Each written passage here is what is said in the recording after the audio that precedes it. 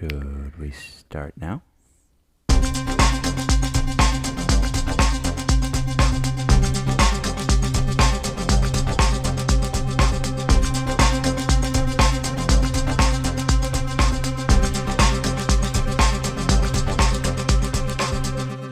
Hi, I'm Alli. And I'm Andrei. And this is the Love is Blind podcast. Welcome, welcome. We are here to talk to you about season 6, episode 12, titled Meet Me at the Altar.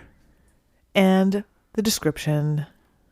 Walk away or say I do. Life-changing decisions await the remaining couples as the big day approaches and pre-wedding festivities kick off. So many feelings about this episode. Wow. Feelings. There's a lot here. Yeah. Quick reminder, if you like this podcast, please follow us.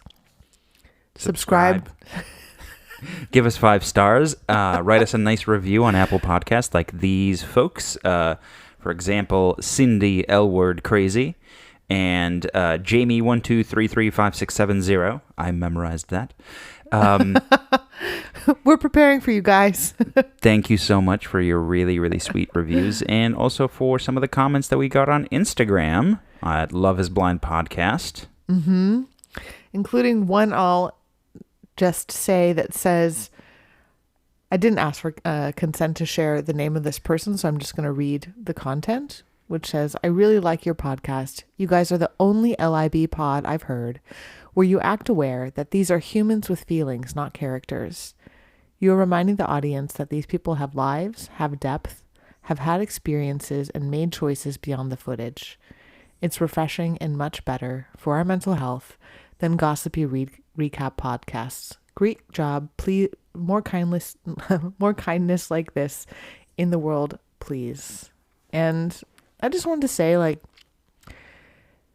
I am loving the interaction with all of you, not just because it's interaction and we're asking for that and really enjoying it, but because it's showing that the people who we are drawing in to listen to this podcast are kind and thoughtful and considerate people.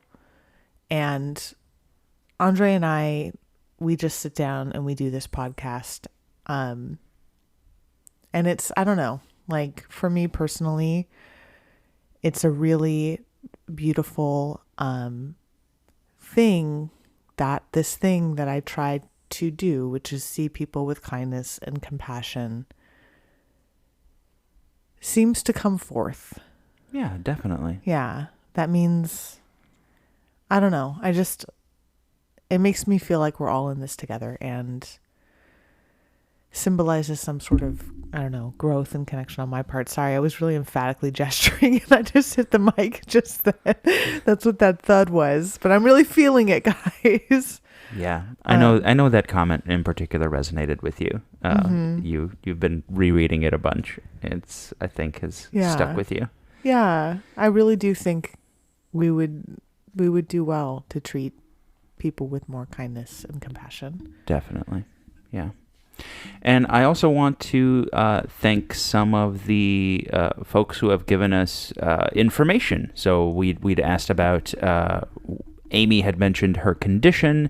We had a couple of folks write in about her anemia. So thank you so much. I'm not entirely certain how we missed that, but thank you so much for your very in-depth information and really clear explanations. And it was really nice to kind of get that feedback from you. In addition to that, we also got a comment that I think really, resonated with me and Alli in terms of the way we've been describing the folks on this show. Specifically, the fact that we have had a tendency to, when looking at some of the folks who are participating in Love is Blind, to go a little bit more in depth in explaining the behavior of some of the men on the show versus some of the women on the show, or the origins of the potential histories that contribute to that. Like we've kind of given, and I don't want to say that we've given a pass to any of them, but that we've spent more time analyzing their behavior, and in that sense, not that we've tried to justify it, but that in some way we've just spent more time on them. Mm-hmm. And so thank you There's so a- much yeah. to the user. I got their permission to thank them on our show, Marie Van Loon. Thank you so much for your comments. It was something that was really helpful for us to hear, because it is something that the moment you pointed it out, we were like, yeah, that is probably something that we've inadvertently done. Yeah, I think we talk a lot about the people on the show would benefit from having awareness, and the same is true for us, right? Like, we're all people that are figuring it out too. Mhm. It definitely prompted me and Andre to do some reflecting, or Andre and I to do some reflecting. Part of what we realized is we don't really know much about Chelsea's background. We know that she was married. We know that she, like, we met her family kind of briefly at the wedding dress Mhm. shopping, but we didn't meet her family in the like meet the family thing. We met her friends. So part of that is we just don't know her history. So, I don't know. It would be interesting to know more of her history. Certainly when it comes to Laura, you know, I think it is true that I still think she's a mean girl. I do. But usually I would offer that in the context of a person doesn't just, become like that. Like, I'm sure things happened that made it that way. And the fact that she has a contentious relationship with her family, that must not feel very good. So Right. I think with her, I think for me personally, I think more so than Chelsea, I see that comment. But regardless, appreciate feedback. And we are doing this to talk about a show that we love, offer the perspective that we have, and yeah.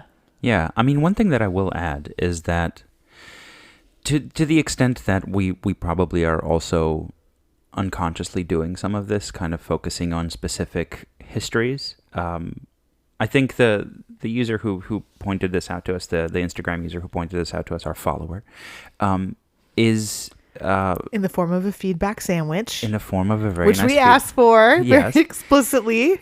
The thing that I'm also noticing is the fact that the show itself is presenting us maybe a little bit less of the history on the women. Yeah. So ultimately, we've talked about a lot about the fact that the show edits, right? We see cuts that tend to favor a particular story or a particular mindset or a particular, train of thought that the producers are trying to deliver to us.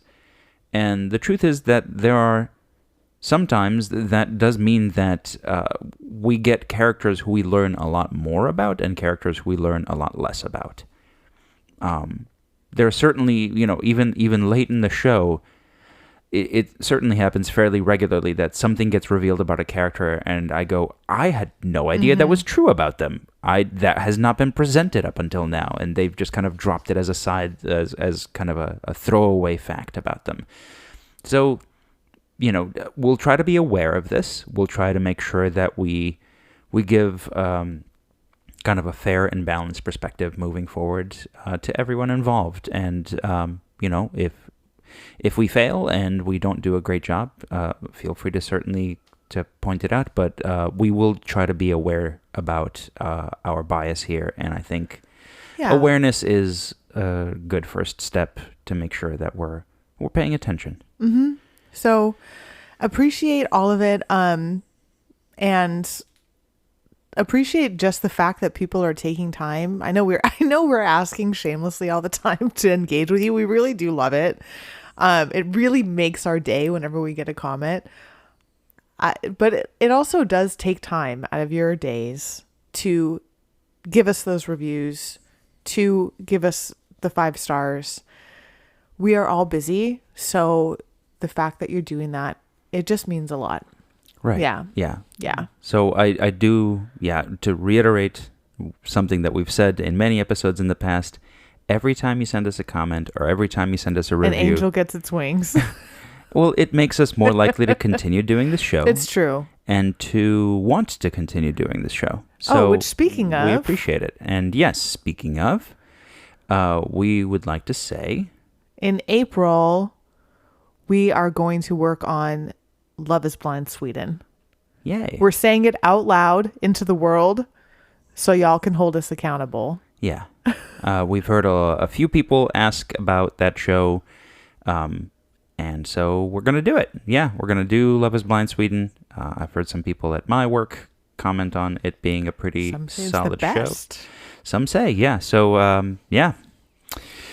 Anyway, with all of that aside, all announcements, I think this is probably the longest intro. I'm certainly going to... all you new listeners, it's not always this long. Yeah, maybe I'm going to put in the comment. I've seen some shows do this. I'm going to put in the notes of the show when the episode discussion actually starts.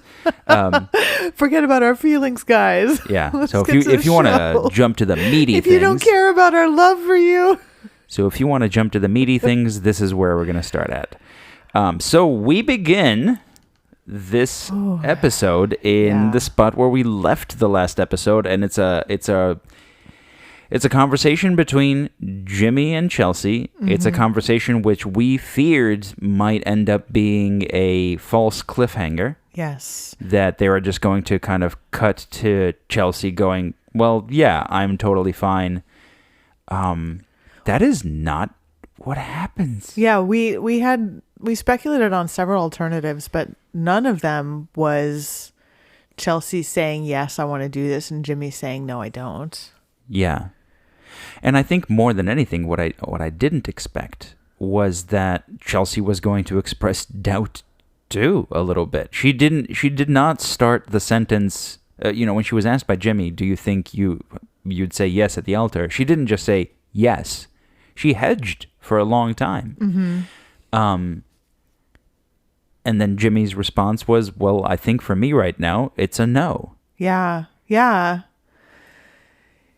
Yeah. What do you think of his way of introducing that conversation? Gosh, it's interesting how we see these dynamics play out where relationships are so concentrated into such a short amount of time, right? Mm-hmm. The folks involved in the show have this concentration of very, very strong feelings, but then they're also forced into this accelerated timeline, right? Mm-hmm. So we are seeing these big swings. In every single case, we're seeing big swings between people who have incredibly strong emotions or express incredibly strong emotions for each other, love, deep love, and wanting to be with a person for a long time. And then on the other hand, deep doubt, you know?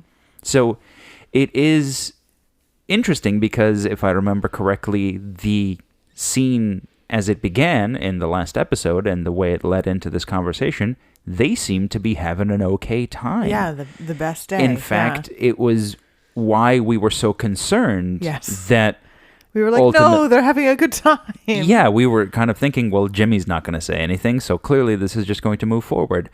So, it's this combination of, hey, we're here for this show, so we have to participate. We have to be good participants, good subjects, as they were.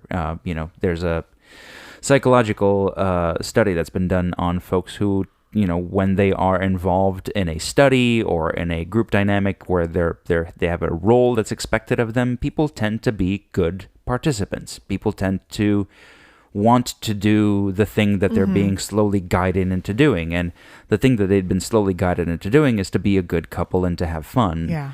And I think there are just moments where reality is just kind of hitting a little bit more strongly, such as this moment where Jimmy is actually thinking about, can I actually say yes at the altar? Yeah. Is this a thing that I can actually do? now that I'm actually seeing it approaching so quickly and it being so real. So yeah, the big swing from having a great date on a roller coaster to yeah, I don't think I can do this, and pretty seriously so, was surprising to me. Yeah, I agree. I think it's not that I'm really happy that they have decided to call it off. I'm really happy. I don't like how Jimmy handled it though. Chelsea is Chelsea, and even in this scene, she is fully in her story, and her feelings she's saying my feelings should excuse this violation of trust. Right? I was feeling things, so it doesn't matter that you asked me to do that. So, and there's a lot of that same kind of warped Chelsea vision happening in this conversation. That said, I think it is cruel for Jimmy to have apparently that big fight they had where she revealed that he had slept with his friend was 2 weeks before this. It seems like everything has been better since then. They had the nice time at the barbecue. They've had this great day. And he's having her go first, answering the question of, do you want to get married? I absolutely understand why she feels blindsided and betrayed. You know, like it honestly, it's like what he did with Jess too, right? Where he waited until the midnight hour to make the decision that he wasn't going to be with her. And on the one hand, I get it, because especially in the pods, like, you want to have as much time as possible with people. And in the grand scheme of things, this is not a long time to be choosing your spouse. But I also do see where Chelsea's coming from, of like, you really led me on. Yeah. A lot of the stuff she's saying, I don't agree with. Again, she has her filter. But if he really thinks that as of 2 weeks ago, he had made up his mind, I don't know why he's been continuing to see her. And maybe it just took him a while to really come to that decision. He does seem to be that kind of decision maker type, where Right. he gathers all the facts and has to kind of ruminate on them before he comes to a decision. But in this case, it really hurt her. Yeah. One thing that, we haven't pointed this out on the podcast before, but I mentioned to Alli something that I had seen online, which is that several past participants of Love is Blind have sued the show. And in the clips of this that I saw online, one of the things that supposedly was in their contracts is this sort of understanding that if they leave the show early, they are at risk of being held liable, right? So one of the things that, and I don't know, I haven't spent, I have to, put this disclaimer out there. I haven't really looked very deeply into this. I am, I'm aware of the fact that there is a lawsuit going on against the production team of the show. But that... about what? About mistreatment, about a number of different things. But but one of the things is that participants are essentially agree in their contracts that if they leave the show early, they agree that the potential amount of damages they are doing to the production of the show can be as much as $50,000. Yeah. So I can also imagine a world in which there's a sort of incentive for folks to stay on as long as possible because of the fear that they might have of the consequences of them leaving early. Yeah. Now, I don't, again, I have not spent enough time digging into these facts to understand exactly how, to what extent it's going to impact the participants. And as far as I understand it, they all also have NDAs, so they can't freely talk about this kind of stuff. But that this could be the kind of thing that might push somebody to wait until the last minute to make a decision. Yeah. So just putting that out there, because it is weird to see it come down to the last hour, to the final hour like this. Yeah, I mean, you could very well be right. I think I may still like Jimmy. I think also seeing him do a very similar thing with Jess makes me think this is his style. Mm-hmm. But Totally. I'm sure that there's something, or the producer saying, please make it till this long or something. I don't necessarily think that makes it better as far as how he's been with her. Yeah. Yes, I agree with that. I 100% agree with that. And their dynamic in this argument kind of gets... Yeah. It's...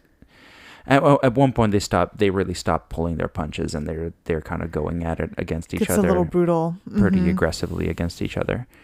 And they ultimately make it clear. I mean, he makes it clear that he doesn't want to get married, and it soon becomes clear not even go to the altar. Yeah, and it also becomes pretty clear soon that she, I mean, at this point, is not going to be okay with the way he's behaving and the things that he's saying. Which I don't want it to seem like this is a total 180 on how we felt about, like, now we're very, I don't know, pro Chelsea or something. I still think Chelsea has very significant wounding. I still think in this conversation, a lot of that comes through. I speculate that she just kind of gets overwhelmed and flooded and triggered and goes into a dissociative state, and she can't really see what's happening in front of her. All she can see is her story and her wounding. And that's what she's responding to, you know? And it's, to the comment that we've made about kind of thinking about, potentially people's pasts, it's very possible that she's responding to past trauma. I'm sure she is. I'm for sure she is. Yeah. There is some sort of wounding in her past that feels very similar to this. Not in the way it is, but like the pattern of, I'm not good enough, or I'm all alone, or something like that comes from somewhere. We just don't know from where. And I don't, even if we'd seen a little bit of her past displayed on the show, that kind of thing is complicated and multi-layered and lengthy, Right. So I don't think Jimmy gets a pass here. I think he should have handled that much differently. Even it upset me in the conversation that he makes her go first. That he doesn't just say, "Hey, I want to talk to you about something. I've decided I can't go to the altar." That instead he makes her go first and say she would marry him, and then he's like, "Well, even though I asked you, I'm not going to marry you." Like, gosh, that to me yeah, makes me think what you were saying about money being a big motivator. It could very well be, but I also think Jimmy really likes to avoid conflict and yes, kind of will only speak when he has no other option but to speak. So, there's a bit of like a deadline pressure for him. Yeah. So I don't know, Jimmy. I don't know if we can have you in our throuple. I mean, look, all I can say is I am happy they're not getting married. That is for sure. That I am really thrilled about. What do you think? Do you think we're going to find out on the reunion that they've met up at all, or no? I don't think so. I think they're done. That's my hypothesis. That does seem so sudden. Yeah. Yeah. I'm glad. We're like tripping over ourselves because we're simultaneously like We're glad it's not happening. I'm glad it's sudden. It is sudden. The Jimmy of the last few episodes didn't seem like Right. this was the direction he's headed in. I mean, ultimately, the show is designed in such a way that they meet at the altar, and it seems to be the case that in most situations that I've seen so far, the woman has to first say yes or no, and then the guy has to say yes or no. So, look, I think they make it the one who's more likely to say yes says yes first. maybe, but What do y'all think? yeah, I have a feeling that, I mean, ultimately, if this discussion hadn't gone down that night, it would have gone down at the altar Yes. and afterwards, and it would have been in So front of. props to Jimmy for not waiting until then. It would have been in front of friends and family. Because look, let's as a little preview, some people waited until later. I know. Anyway, we'll get there. We'll get there. Oh, But the show abruptly cuts to fun time. that was then. This is now. On to the party. Gonna have a good time Too at the bad, so sad. Bachelorette. Dulce. Yeah. No. I mean, it is sad. It is sad. Just because the show has an insensitive cut doesn't mean we have to too. Okay. We can. Yeah. There's real pain and loss there. And with that, let's move on to these parties. So we have just two couples again. Just two couples now. Mm-hmm. Yeah. Yeah. We have AD and Clay, Uh-huh. and we have Amy and Johnny. Amy and Johnny, who I'm just seeing now. Amy seems to have a Johnny temporary tattoo. Oh yes. The camera lingers on it at one point during the talk, and I thought it was really funny. I think it's funny that we see AD and Amy talking. For what seems like the first time. Yeah, I know. Well, because Amy has been in Johnny Land and AD has been, well, she's been talking with many people, seemingly very close with Laura. But like, it's almost like because it's the two of them, I guess they got to talk now. Yeah. No, Johnny's not around, Mm-hmm. But they're thrilled. They're happy. Yeah. And, we get a little conversation about the fact that Amy and Johnny are not having sex still. And yeah, AD is blown away by the fact that, this hasn't happened yet. Mm-hmm. That they're going through with the marriage despite not having had sex. And look, power to them that, they are emotionally strong enough. And okay, she also implies that they're probably having other kinds of sex. Yeah. We can broadly define sex here. Yes. I think they're having sex, maybe not the PIV narrow definition of sex. Exactly. Yeah. Yeah. But you can tell that they're both really happy. They're both really positive about the situation. So too are the men, seemingly. You know? Look, we get a lot of Clay being very positive about the relationship.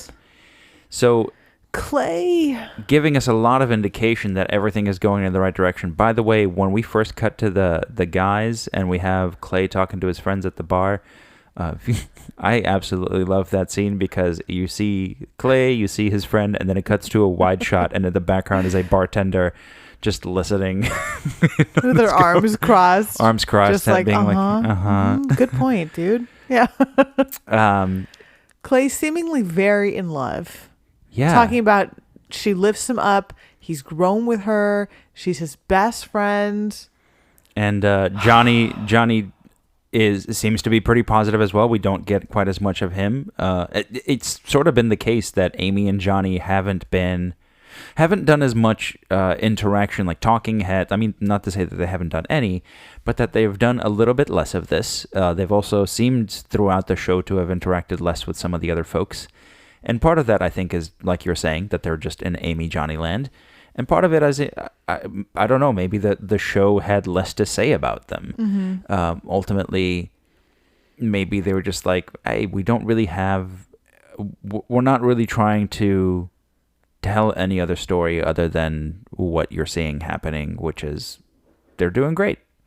I'm sure I have to imagine that's also an intentional call by the producers. Like they need to have a couple every season that people believe in.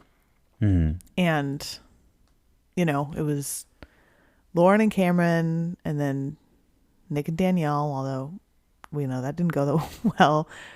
Alexa Brennan, Brett Tiffany, Mm-hmm. um, Milton, Lydia, Right. and now we have Amy and Johnny. So I think every season there's like a chosen couple that gets edited very favorably. So Yeah.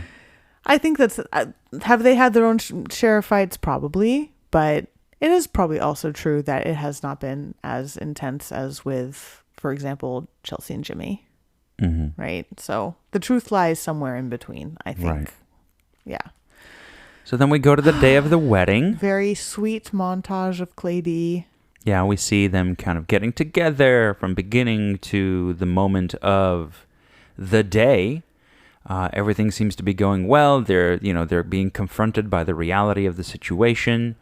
Clay, again, showing nothing but positive vibes and seeming to indicate that he is Everything's great. ready to take this next step.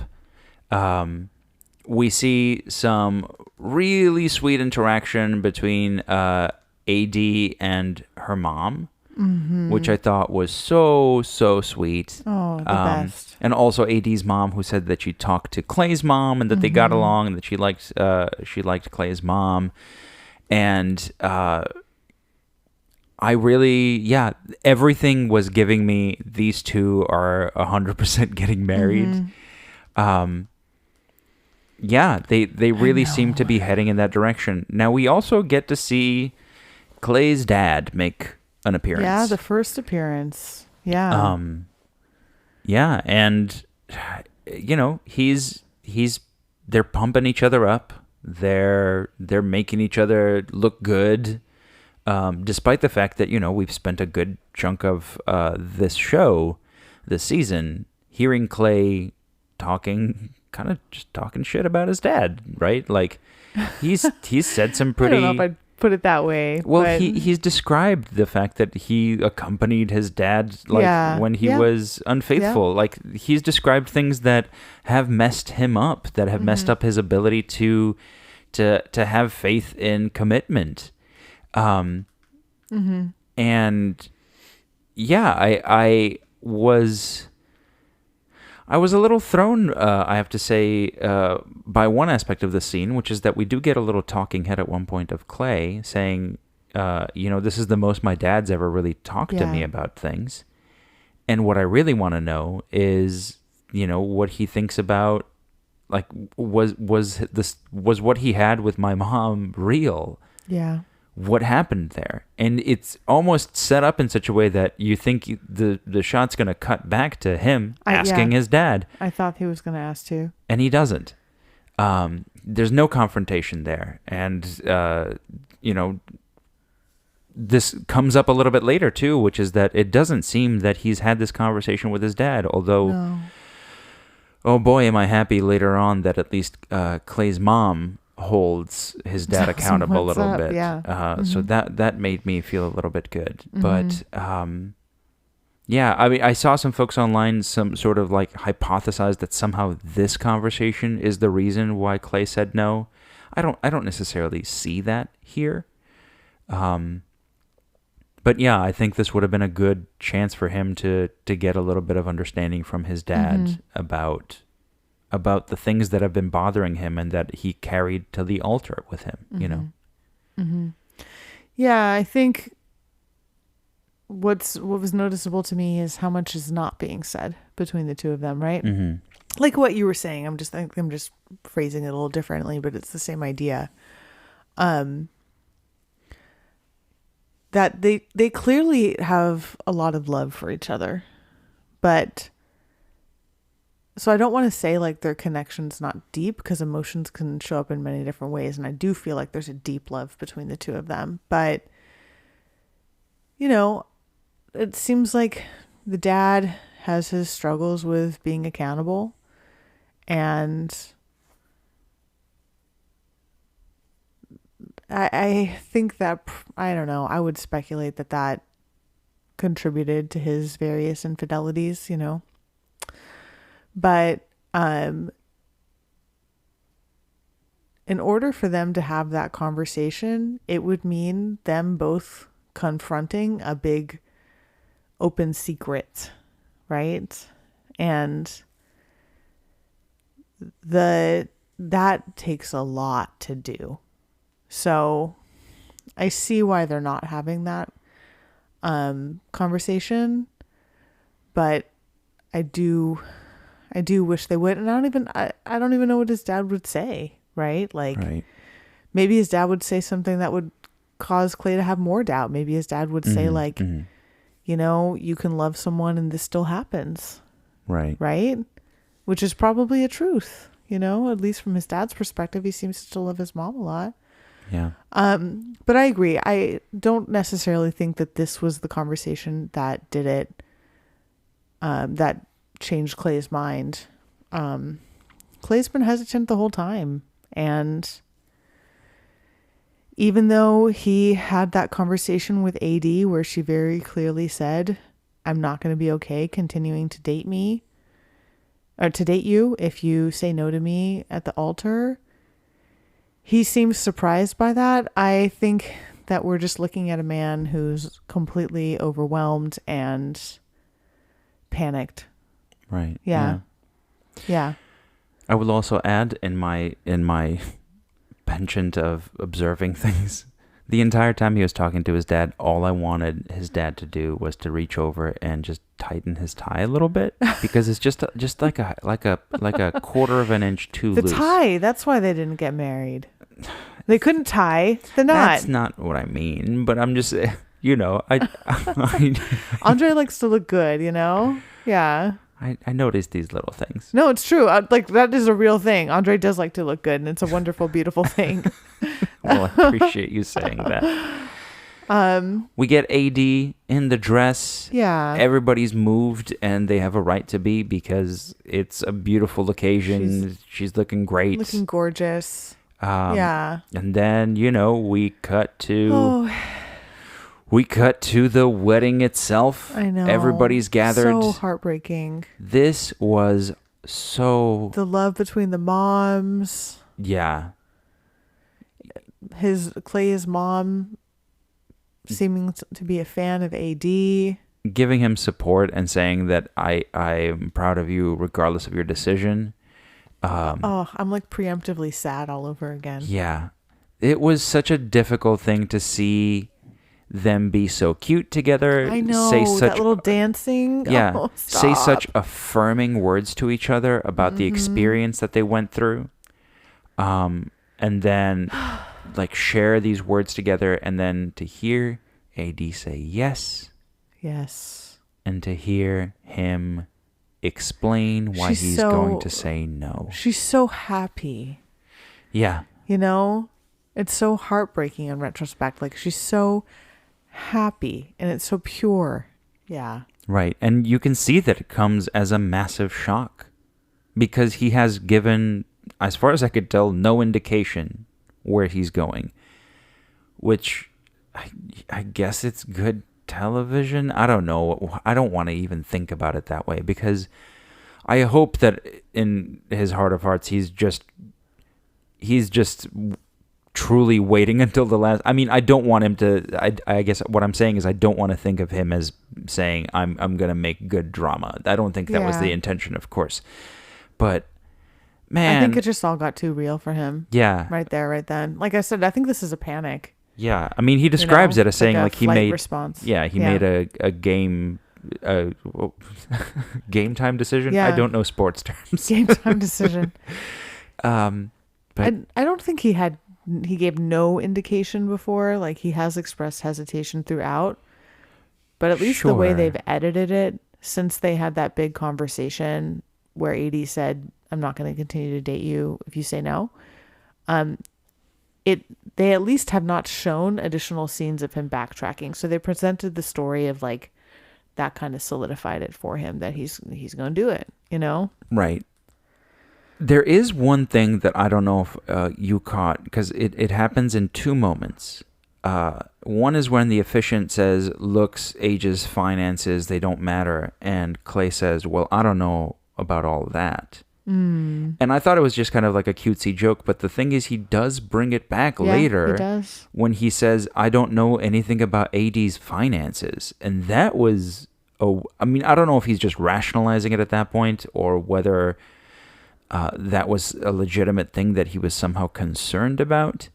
But yeah, it's a heartbreaking moment. It's really difficult to watch.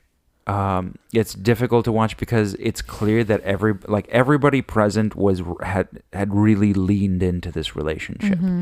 Like their families had really leaned into this. Even Clay's mom, she hugs AD as she's walking off. AD, who is incredibly confused, and everybody on AD's side of the family who is clearly thrown by this, right? Yeah. I mean, as far as I can tell, everybody's thrown by this. I don't think anybody really had any idea that this was going to go in the direction that it went. Yeah. And it's really difficult to watch. They were a couple that I was really rooting for. Me too. Me too. This made me legit sad, y'all. Yeah. And how AD is trying to hold her head up high and stay classy, like, she just got her heart broken. Yeah, heard on the point about the finances. It could just be rationalization.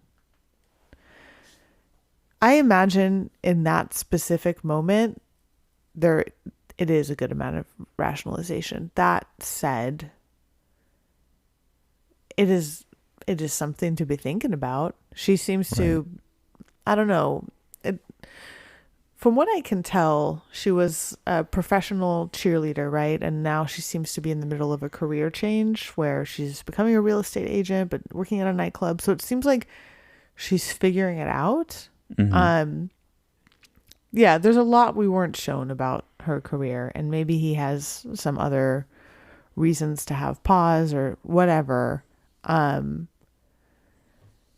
to have not brought that up really beforehand and to have that coming up now, to me that's why it seems like a rationalization right now. Right. Not that it's not also valid, right? Does that distinction make sense? Yeah. I completely understand. Yeah. Where you're coming from. And Clay's mom ultimately kind of backs him and says, if you're not 100% there, then that's the right choice. And so does his dad. Yeah. Yeah. That you have to really be sure about. Because at the end of the day, it's like, yes, this is an episode of TV for us, but they're marrying someone. So I agree. If you're not 100%, you should say no. Yeah. But I don't know if the reasons he's not 100% is because of just fear, Yeah. Yeah. And we do see Clay go talk to AD afterwards. Which again, all I was wanting him to do was just say, tell me how you are. Yeah. Clay does a lot of let me explain myself to you. And as we all know, he hasn't been to therapy. So maybe this will change after he goes to therapy, which he says he's going to do. But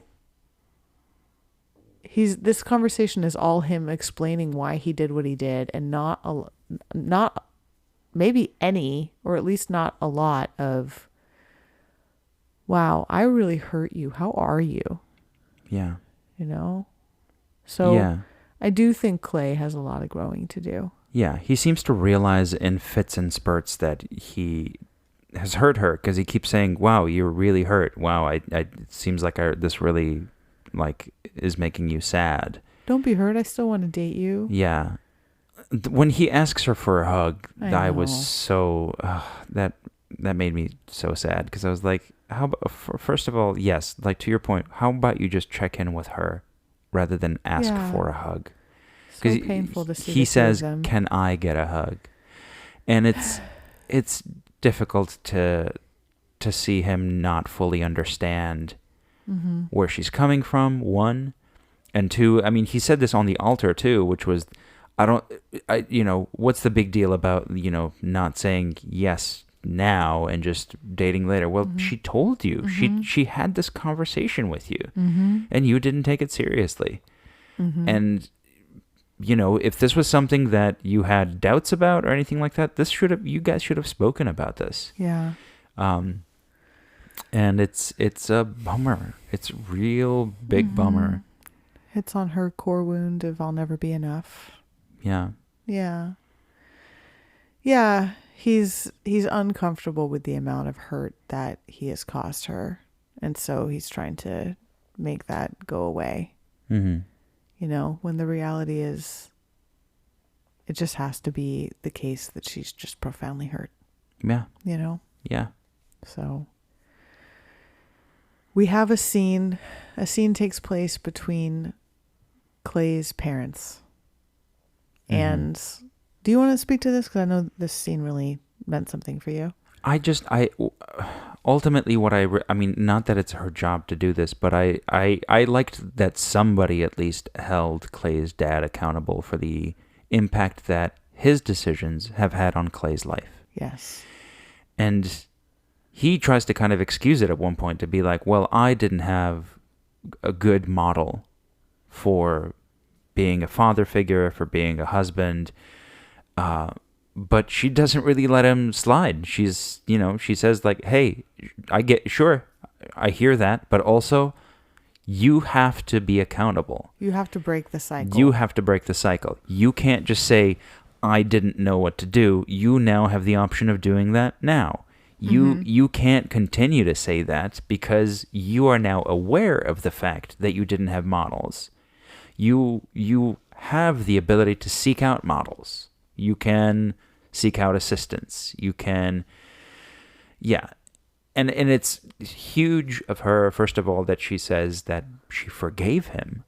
But also, like, she's taking the time to, she's doing this for Clay, obviously. She's doing this, she's not doing this for her ex-husband. She's not doing this for herself. She's doing this for Clay because she realizes that his dad's actions have left such a huge imprint on him, and that despite the fact that he wants to be in a committed long-term relationship so bad that he joined this particular experiment, having never even seen the show, right? Yeah. He jumped on having not known much about this particular show, and because he wanted to be in a committed long-term relationship, and the baggage that his father has left him with prevented him from moving forward. Yeah, it's a beautiful scene, to be honest. Yeah, where she's saying, you are giving yourself a hell of a pass, like you need to realize that your actions, maybe because you didn't have good role models, it doesn't make you a monster or something, but you need to realize that your actions hurt me and are wounding your son, that he wants a relationship, and because of you, he's terrified of one. Yeah. I think she's feeling really deeply sad for Clay, because I think she's feeling like he's going to regret this with AD. Oh, yeah. Even though she 100%. supports that he made the choice that he needed to make for himself in that moment, I think she's feeling like he is going to regret that moment. Yeah. And yeah, it must really hurt. It must really hurt. And it sounds like there was information she didn't know about. I have thoughts on what that could be, but I don't really find it's that productive to speculate on it. But yeah, it's a kind of a beautiful, like, we could all take a note on, like, intergenerational trauma can be a cycle that's broken if we do the work ourselves. And that is hard work. It is hard work. And I understand the temptation to not do it. Yeah. It is not easy to look at yourself like that. But if you don't then it's not just you. And I think that's a big thing that people don't realize. People don't realize that their stuff impacts the people in their lives. You know, there's a kind of dark joke that, you know, like I go to therapy because the other people in my life don't. Mm-hmm. But there's a lot of truth to it. Like, right. Yeah. Yeah. So, The unresolved baggage. Yeah. Of parents will certainly trickle down. So Clay's dad's been giving himself a lot. It's like I was saying when I was saying we was talking to Clay earlier. He's like got real trouble being accountable for himself. Oftentimes when that is the case, it's because the shame of doing that feels so scary. And I have to imagine that's going on for him too. So he needs help doing this. Yeah. But his mom is just saying, listen, I don't hate you, but it's not excused. Yeah. Yeah. So. And afterwards we have Clay walking away, not wanting to walk away, feeling as though, he feels bad for what he's done and doesn't really know, to your point, I think he just wishes that AD were happy. Yeah. Not happy, but just like not devastated. Because that would make him feel better. Yeah, because he would feel better about his decision. Yeah. And no, it would make him feel better about hurting her. I see. Yeah. Yeah. Definitely. Yeah. And AD, if she could conveniently just not be hurt. Yeah. And AD, expressing when she's by herself that feeling as though she's not enough, which is I feel so bad. That's a deep wound for her. It is. Yeah. She feels that she's put in a lot of work and that she repeatedly has gotten rejected. Now, obviously we don't know a ton about her past from that perspective, but it really hurts to see her be in the place that she is, where she feels as though she's not enough. And I think her family points out at one point that no, you're enough, they aren't enough. Yeah. So I feel terrible for the pain that she's going through. And I don't know. I think we'll find out when the reunion happens whether the two of them ever meet up again. But she had made it pretty clear that this was it for her. She reiterates that now in this episode. She says, no, I didn't want this to continue. And I think that's at the scene at the very end that she brings up. Look, I told him already, I don't want to continue dating if this doesn't work out. So we were sad, really sad, but we then go, so I'm like still grieving. I have so many thoughts. I think if I can say one thing about the AD situation, it's we have talked about her holding her cards close to her chest or vest, whatever the saying is. I think it's chest. Is it chest? I think I looked it up. Okay. I think I looked it up. You think you looked it up? And again, I think that comes from past hurts, but I wonder, and this is speculation because this is all heavily edited, but I wonder if part of what that does is not like people project a lot onto her. And because she's just sort of like holding her cards and not saying as much, those projections don't get as much challenged. And I wonder if that contributes to her being in this pattern of people falling for her, but then not quite that being enough. And I want to be super careful that I am like so not trying to blame AD for anything. I think AD is lovely, but I guess like I say something like that in a world that AD listens to this show and she's wondering, I just want to say, take up some space, girl. Like you also deserve support. And I see you supporting a lot of other people. And I want you to be who you are and getting your support too. So, yeah. Oh, Hell yeah to that. take up space, people. So we move on to Amy and Johnny for a slight turn. Yes. To happy times. You know, the music gets back to positive, and we get Johnny hanging out with family and friends. He talks about the deep conversations that, first of all, we get the sweet montage. We get the lovely montage of them falling in love, which is the lovely. I love you slipping out. And then we get Amy hanging out with family, and as well as Johnny's sister, one of Johnny's sisters is there, which is really, really sweet. We're like all trying to track who's Johnny's family or not. We're like, who are you, a family member? Are you a fiance? Who are you? Well, we do get the first introduction of Willie, who looks so much like Johnny. It's wild. It's just Johnny with short hair. John. And so yeah, Willie and Anna and some friends are over with Johnny, and he tells them about the deep conversations that they've had already, and these are the kinds of things that show the potential strength of a relationship, as being able to have deep and kind of potentially scary conversations, and making it through. And he seems to be happy with the way things have gone. And you had mentioned too, it's really cool that one of Johnny's sisters, is with Amy, on kind of like on Amy's family side. And it's kind of adorable that they seem to be getting pretty close. Amy's mom and dad show up.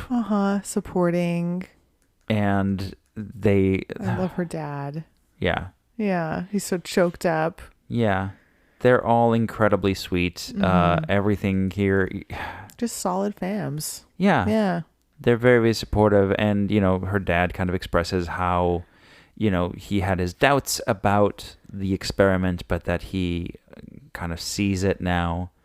And of course, especially as Johnny's sisters, like I feel like I have a new sister. In the back of my head, I'm saying, please, both of you say yes, because otherwise this is going to be devastating for everyone. Because everyone seems genuinely involved with each other. Like the families seem to have blended maybe a little bit more than I've seen. Nice. We haven't necessarily seen it, but I get the vibe that maybe these folks have hung out outside of what's been shown, because otherwise I don't really understand how Johnny's sister ended up on with Amy on their side. I mean, it could be a gesture, but it could be a gesture, but I get the vibe that maybe they just got along, maybe they clicked. And then we get Johnny's parents, which I don't think we'd met them before. And they're pretty adorable too. I like Johnny's dad. That mustache. Yeah, I like the mustache, and I like his sort of like, well, look, how long does it actually take to fall in love? We don't know. Yeah. It could be like a little bit, could be a long time. You guys did it, and this is great. Overall, really sweet scenes of them kind of coming together, the families coming together, all moving towards the altar. Yep. Where, they have like a really sweet wedding, you know? Yeah. I by the way, it was when Johnny and his mom are getting ready to enter the wedding. I don't remember what it was, but something that Johnny's mom says really reminded me of his speech pattern. I always really like that, when you can see the way somebody speaks and you can recognize it in their parents. The way she kind of like rushes the last few words of a sentence. I was like, oh, that's Johnny right there. It's always, I find that really adorable when you see that influence from, between siblings or between like parents and parents and their kids. And, Johnny's sweaty on the altar.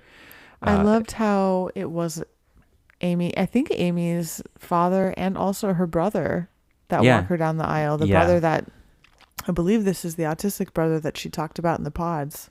Yeah. You know, Yeah. that she was very like, this is Yeah. being with me means being with him. So I just love that there's this gesture of him also taking her down the aisle. I thought that was really intentional. And there was a lot of blend of that family too. There was talk about their grandparents on both sides, and they had portraits of the grandparents.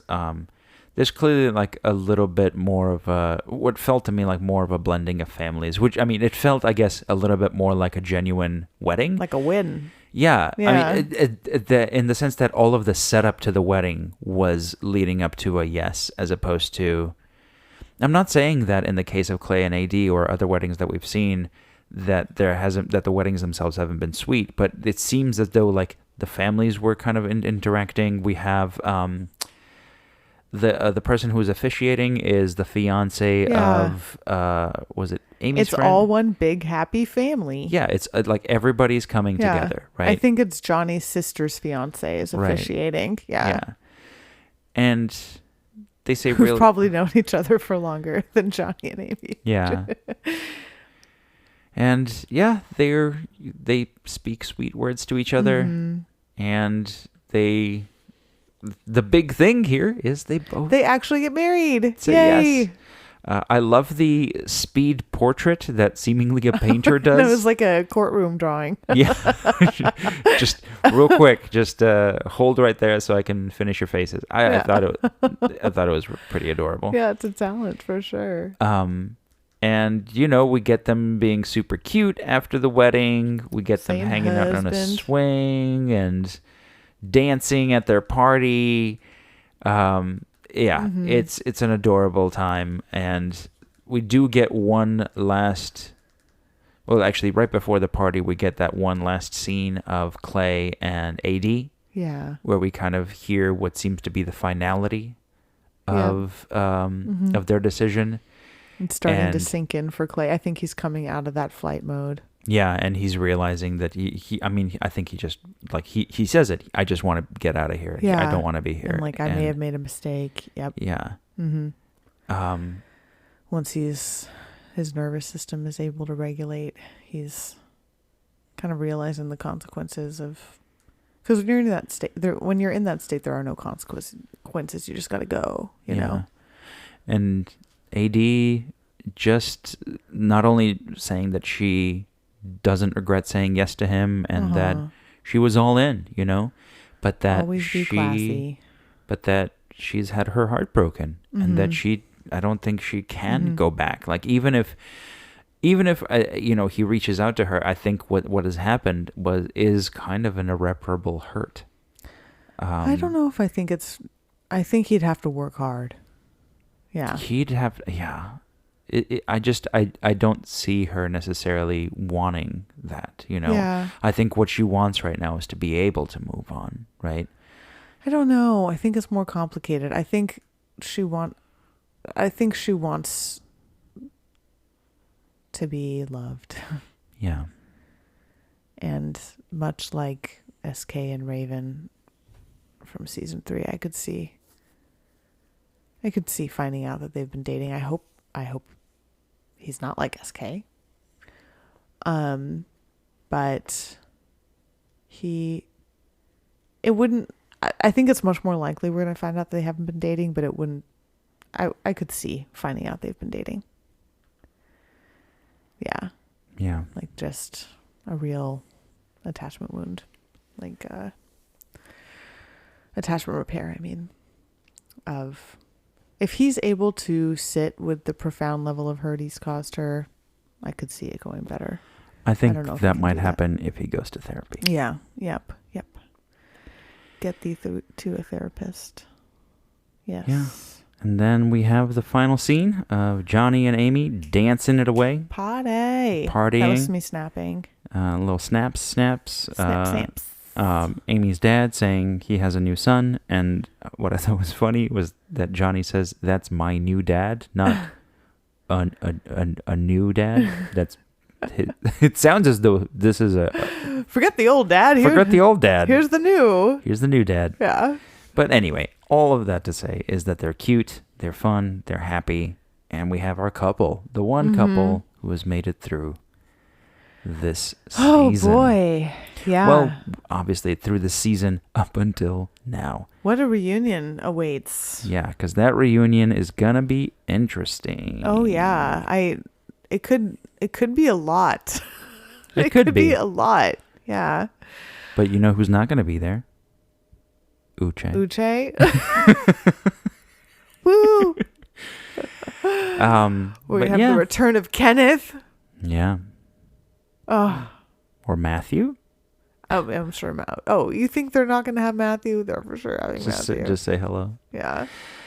It's funny when people have just watched the first episode because people know I do this podcast. So they're reaching out and being like, Matthew. And I'm like, don't get too attached. Don't get too attached. But yeah, this brings us to the end of our episode. Until next week. For those of you who skipped straight into the episode description or the episode walkthrough, we did make our little announcement that in April we will start doing Love is Blind Sweden. LIB Swede. Apparently we're very big in Sweden. So, well, big in the sense that 3% of our listeners are from Sweden. And for some reason, our show got ranked really highly on a podcast chart in Sweden. Yeah, so hey, I'm into it. You know, I love Swedish pop. Hello, Sweden. Hi, Sweden. Hi, also everybody else. Hi, everyone else. And then bye, everyone else. Bye, everyone else. Don't forget, like us, follow us, subscribe. Love is Blind Podcast. Apparently, we're also on X. We do have a Twitter now known as X. Love is on Facebook. And we are anxiously awaiting that sparkling water endorsement. So, you know. I think we have to reach out to them. It's okay. If we build it, they will come. Well, we built it. Well, then they're going to come. Okay. All right, everybody. Bye-bye. Bye.